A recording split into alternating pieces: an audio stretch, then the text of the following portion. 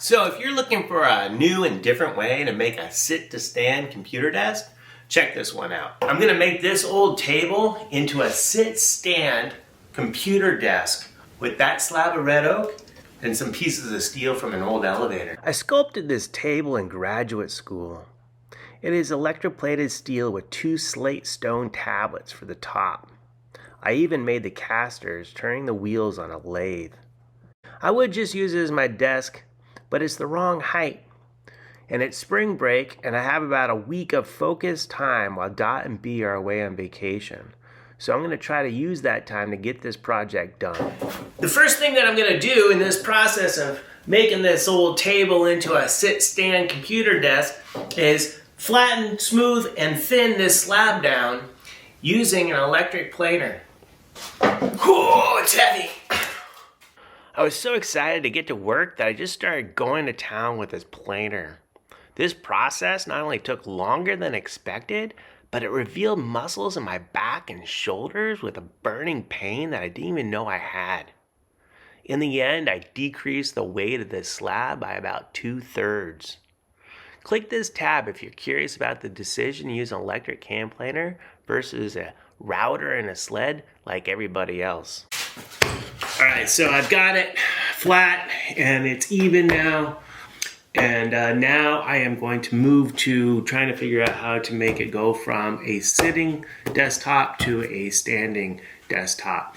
And that is going to be a fun little challenge. Attach this here temporarily. Alright, so I raised it up a 1/2 inch, which makes the top 30.5, which is just a 1/2 inch taller than your tall side. But my desk, and I get to make it however I want. So if I'm here and I rock back, I don't hit my armrests on the bottom of my desk. I'm liking this. I can't wait for this to be done because working on the computer is bad enough as it is, but working on a computer at a desk that you hate is really bad. So this is going to be nice. Alright, now I have to figure out how to get it to go from here to a standing height. I think this isn't bad. So I Googled it, which is always a good idea. You want to Google everything. They say that the desk height for a standing person around 6 foot tall is 43.5 to 47. And we measure this. This is 45 inches. I might go a 1/2 inch taller than what we got here. Let's check it. This is gonna be good. This is gonna be really good. Okay, all right, that's my height. So it's now Friday, and for the last 2 days, out of a sense of responsibility for all those folks that I might have inspired to put a deep spot in their pool, I was making this piece so they could learn from my mistakes. Yesterday also, these lead test swabs came in, and I swabbed a bunch of my reclaimed sculpture material, and whoa, Arnie just fell. And I discovered a lot of interesting things. Here, let me show you right over here what we got. You all right, buddy? This is water. I use these bed frames all the time. And what you're looking for is a red color. Nothing. One of the brackets from the elevator.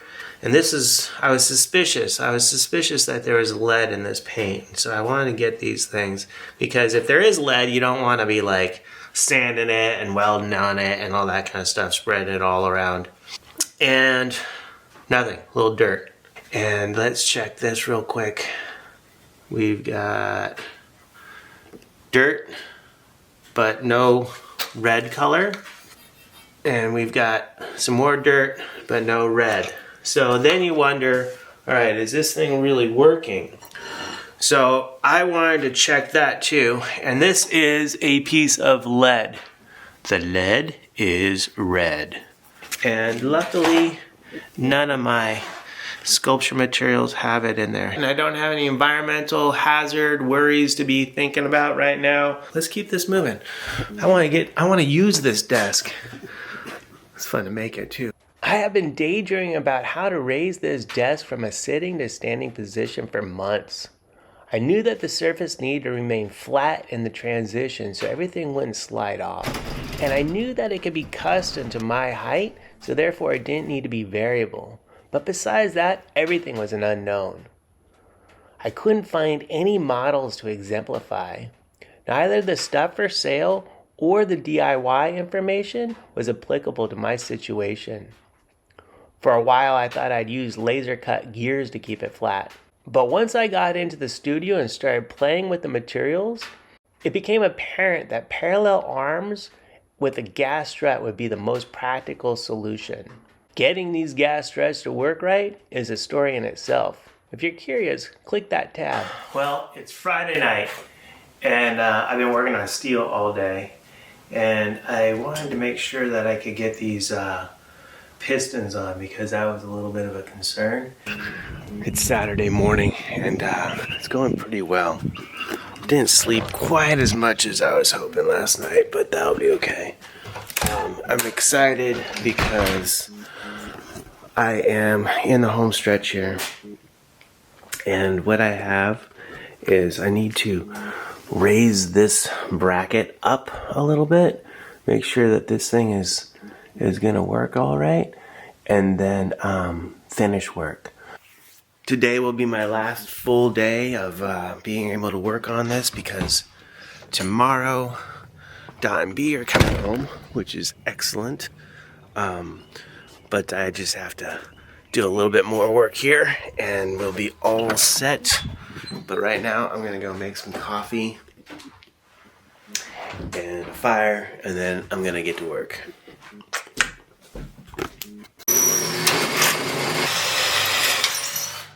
I would have used water-based polyurethane to finish this wood, but I couldn't find any in my studio. So I decided to use this clear epoxy because we had it. A lot of my decisions are based on what's available on site. I avoid any unnecessary trips to the store because I figure about 60 plus minutes for every trip out. That's 60 minutes that I never get back. I didn't leave the house once the whole week that Dot and B were gone. What are you all doing on the porch? Are you asking me to bring you back? Huh? Oh, you're gonna take the lead?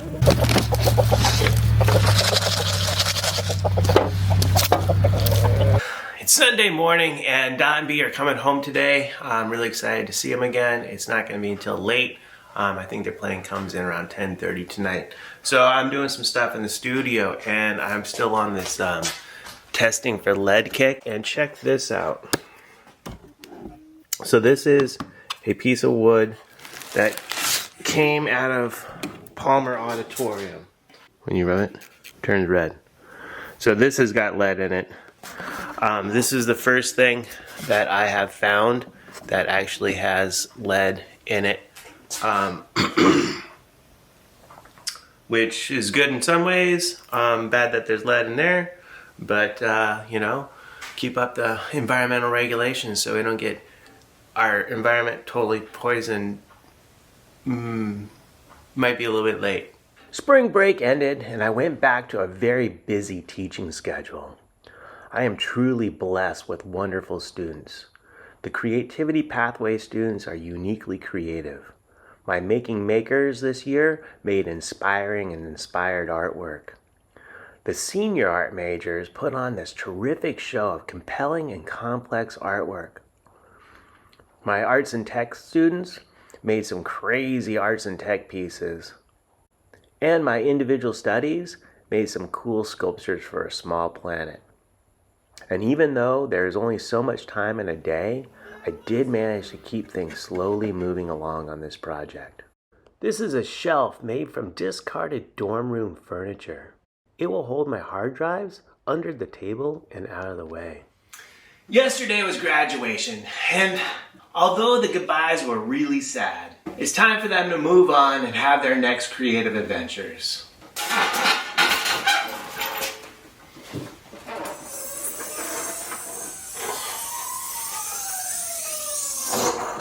And now that it's summer, I'm going to take a break from helping my students make their work and make some of my own, either standing or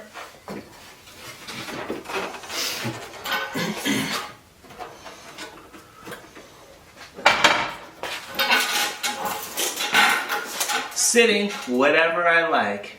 Can't be happier with this. I hope you get to make some of your projects yourself.